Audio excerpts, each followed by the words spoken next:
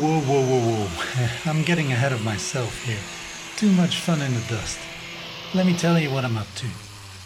But first, I'll use my favorite toy to blast away the rust and loose paint. Watch for those pieces fly by.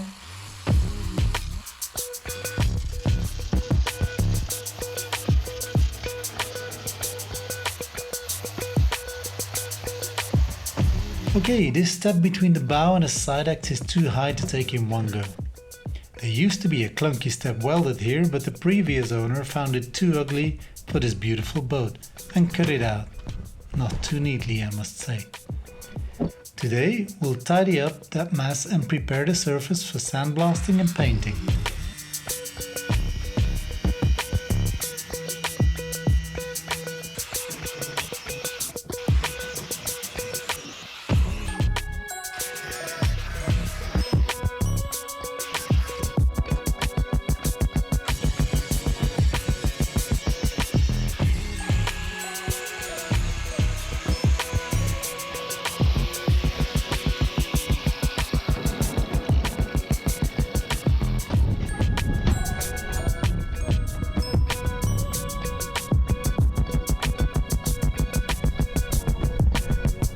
On the starboard side is the same story, and attentive viewers will undoubtedly remember the step I removed here.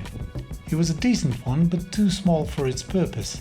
It worked okay as a step up, but if you wanted to move down from the bow to the cabin, it was too small to properly place your heel. It was basically a disaster waiting to happen. My plan is to weld 2 angle irons here and then create a nice matching teak step.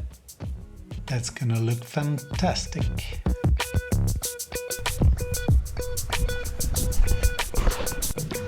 You might have noticed in the background that the gunwales and the wave breaker got a good sanding. The raised edge of a boat along the side is called a gunwale because back in the day cannons were positioned against that edge when attacking an enemy ship. It prevented the heavy cannon from tipping overboard.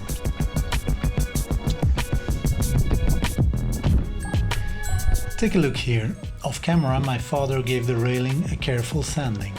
Look at how beautiful the 60-year-old teak wood comes back to life. I can hardly wait and see the end result. However, I wonder if the wood, beautiful as it is, still has the same strength.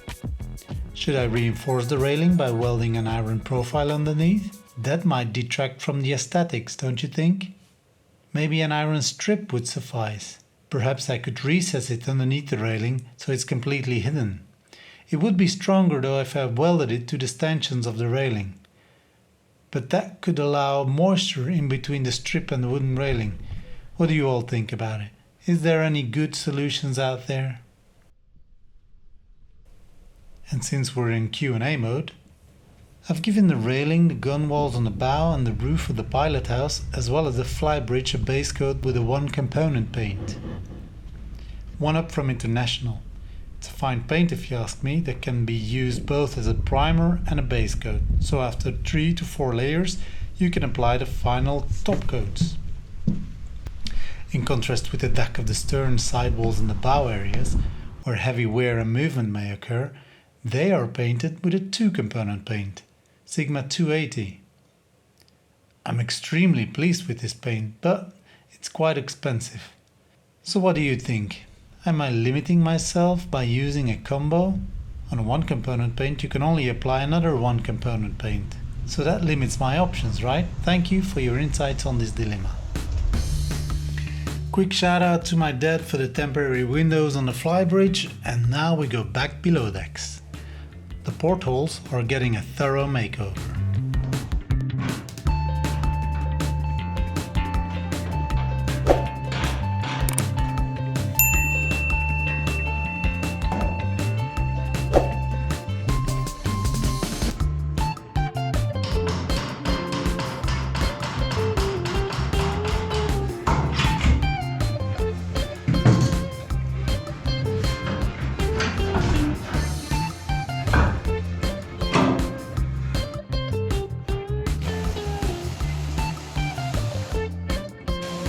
With my baby rust sticker, I remove most of the loose parts to get a better overview of the situation.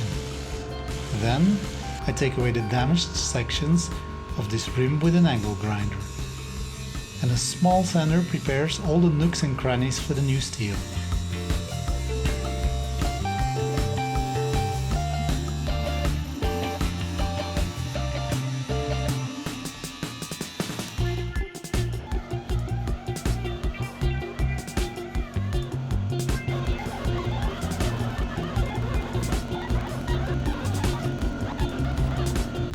The new pieces are cut to size on the spot and prepared for welding.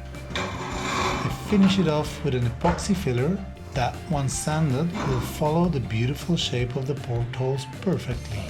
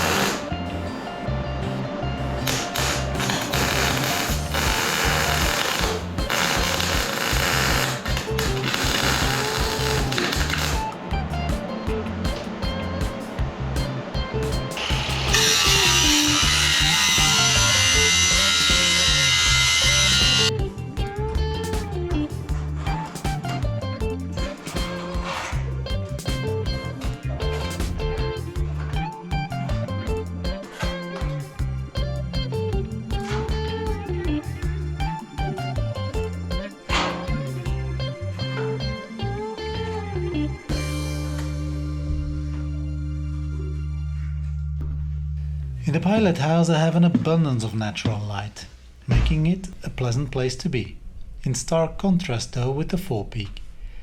In the galley and the saloon area it's currently a dark hole.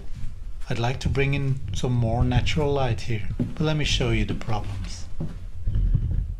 FYI, the camera makes it look a lot brighter than it actually is. You see, the existing hatch will be replaced, but I'd like to install 2 additional hatches to bring in more natural light.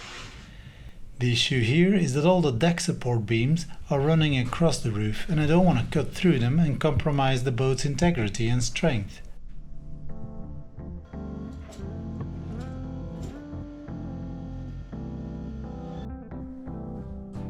Especially considering I eventually want to install sails and the masts are already a weak point on this boat, but more on that in another video. Here I have 36 centimeters between the beams and 100 centimeters across them. Do you have any good ideas on how to bring in more light without damaging the structure or undermining the boat looks? And staying within a reasonable budget, of course. Well, let me know in the comments. And that same question applies for the cabins in the bow.